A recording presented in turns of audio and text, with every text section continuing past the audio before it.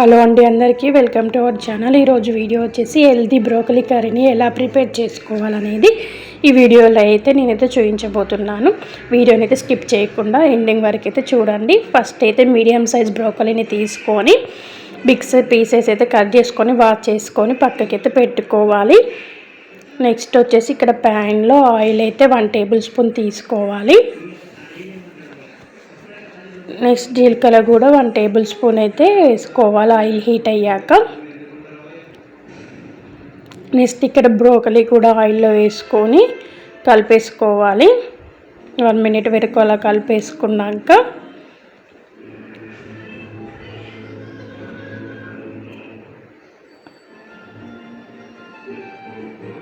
Next salt అయితే add చేసుకోవాలి.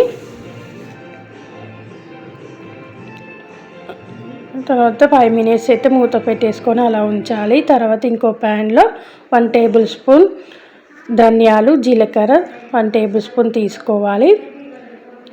తర్వాత ఇక్కడ వచ్చేసి మన పుట్నాలైనా శనగపప్పు అయినా తీసుకోవచ్చు. ఇలా 2 మినిట్స్ అయితే రోస్ట్ చేశాక స్విచ్ ఆఫ్ చేసి పక్కన పెట్టుకోవాలి. మిక్సీ జార్లోకి తీసుకొని ఇలా పక్కకైతే పెట్టేసుకోవాలి. తర్వాత వచ్చేసి ఎండు కొబ్బరి 5 లేదా 4 మన వెల్లుల్లిని అయితే తీసుకోవాలి. తర్వాత 1/2 టీ స్పూన్ పసుపు, 1/2 టీ స్పూన్ చిల్లీ పౌడర్ అయితే యాడ్ చేసుకోవాలి. కారం అండి. నెక్స్ట్ ఇక్కడైతే సాల్ట్ అయితే యాడ్ చేస్తున్నాను. మనం ఇందాక కర్రీలో వేసింది ఇప్పుడు కొంచెం సరిపోయేటట్టు చూసి వేసుకోవాలి.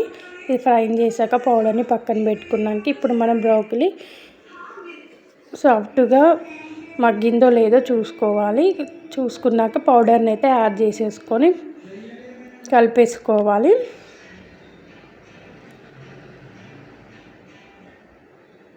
ఇలా మొత్తం అయితే కలిపేసుకోవాలి. Fry for 2 minutes.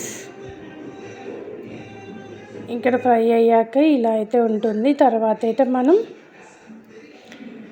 కొత్తిమీరని అయితే యాడ్ చేసుకొని ఇంకా స్టవ్ అయితే ఆఫ్ చేసుకోవాలి. హెల్దీ అండ్ బ్రోకలీ కర్రీ అయితే చాలా బాగుంటుందండి. ఇది వచ్చేసి రసము, రైస్, రోటీలోకి అయితే చాలా బాగుంటుంది. Thank you for watching. Please subscribe my channel.